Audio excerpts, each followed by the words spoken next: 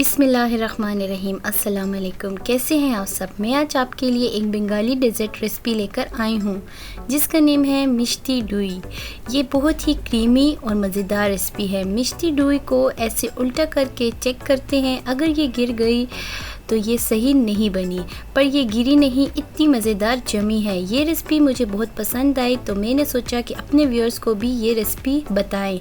तो चलो स्टार्ट करते हैं अपनी रेसिपी की तरफ। 1 कप चीनी लेंगे और इसको आप फ्राई पैन में मीडियम हीट पर रख दें।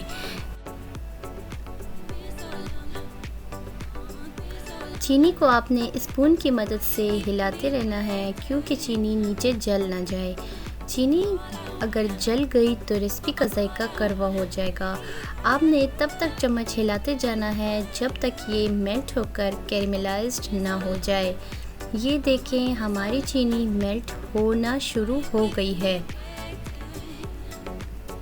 यहाँ पर आप हीट को मीडियम से लो कर दें कि ये जल ना जाए। आपने इस स्टेज पर स्पून को कॉन्टिन्यूसली हिलाते रहना है क्योंकि इस स्टेज पर चीनी के जलने का ख़तरा ज़्यादा होता है। चीनी जो अच्छे से कैरेमलाइज्ड हो जाए तो इसमें आप 1 लीटर दूध ऐड कर दें। स्टार्ट में हमने थोड़ा सा दूध ऐड किया है और आपने साथ साथ चम्मच से हिलाते रहना है कि कैरेमलाइज्ड चीनी दूध में अच्छे से मिक्स हो जाए। अच्छे से मिक्स करने के बाद बाकी का दूध भी इसमें ऐड कर देंगे। इसमें हमने थोड़ा सा दूध बचा लिया है, इसको आपको आगे जाकर बताऊंगी कि थोड़ा दूध हमने क्यों रोका। अब हम इसमें 2 टेबलस्पून शुगर की ऐड करेंगे। आप अपने टेस्ट के हिसाब से भी शुगर डाल सकते हैं। अभी आपने इस मिक्सचर को दोबारा हिलाते जाएं और इसको थोड़ा गाढ़ा होने दें। अभी आपने 1 कप में कोई सा भी ड्राई मिल्क 2 टेबलस्पून डाल लें और यहाँ पर आप वही मिल्क जो आपने बचाया था वही इसमें ऐड करके मिक्स कर दें। इसको हम चम्मच से अच्छे से मिक्स कर लेंगे और इसको आपने मिक्सचर में ऐड कर देना है। इससे रेसिपी का टेस्ट काफ़ी अच्छा और गाढ़ापन आता है। इसको आपने मज़ीद बॉईल करना है ताकि इसमें मज़ीद गाढ़ापन आ जाए। जितना गाढ़ा होगा उतना टेस्ट अच्छा आएगा। यहाँ पर हमारा मिक्सचर गाढ़ा हो गया है, इसको आप ठंडा करने रख दें। अब आप इसमें उंगली से चेक करें कि ये गर्म हो पर आपके हाथ न जलें। अब इसमें आप 3-4 ड्रॉप्स वनीला एसेंस के डाल लें।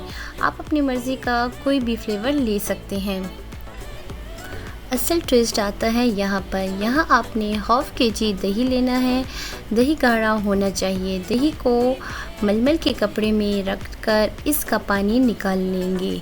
इसके ऊपर हम कोई वज़नी चीज़ रख देंगे। 3 से 4 घंटे के लिए छोड़ देंगे, पानी इससे अच्छे से निकल जाए और हमारे पास दही अच्छे से गाढ़ा हो जाए।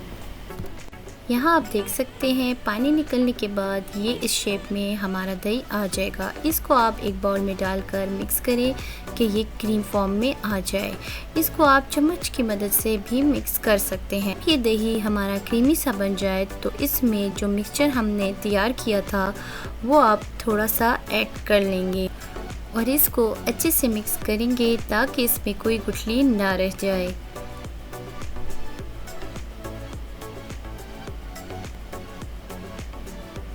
ये देखें, क्रीमी सा मिक्सचर तैयार हो गया है।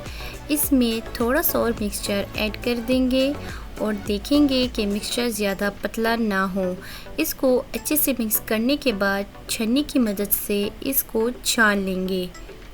अब इस मिक्सचर को हम किसी भी छोटे बाउल्स में डाल लेंगे। बाउल्स को फिल करने के बाद इस पर हम ऊपर फॉइल पेपर से कवर कर लेंगे ताकि बाहर की हवा अंदर ना जा सके।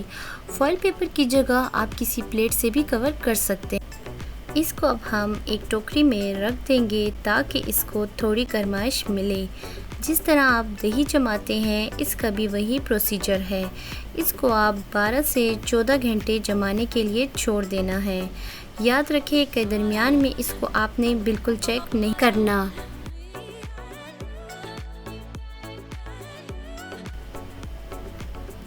अभी हमारे 12 घंटे पूरे हो चुके हैं। अब हम टोकरी को ओपन करके चेक करेंगे। यहाँ पर हमारे पास 12 घंटे हो चुके हैं और देखिए कितने अच्छे से ये सेट हो गए हैं। अब हम इसको फ्रिज में रख कर ठंडा कर लेंगे और फिर इसको हम सर्व करेंगे। वाह, माशाल्लाह से ये बहुत अच्छे से जम गई है। इसको टेस्ट करने का एक ही तरीका है कि हम बाउल को उल्टा करके चेक करते हैं कि ये कितनी ठीक जमी है। ये देखें, ये बाउल से बिल्कुल नहीं गिर रही। अब हम इसका टेस्ट करने जा रहे हैं। अल्हम्दुलिल्लाह माशाल्लाह से बहुत ही क्रीमी और मज़ेदार बनी है। उम्मीद करती हूँ आपको हमारी ये रेसिपी अच्छी लगी होगी। वीडियो अच्छी लगे तो वीडियो को लाइक और अगर सब्सक्राइब नहीं किया तो सब्सक्राइब भी कर दीजिएगा। तब तक के लिए अल्लाह हाफिज़।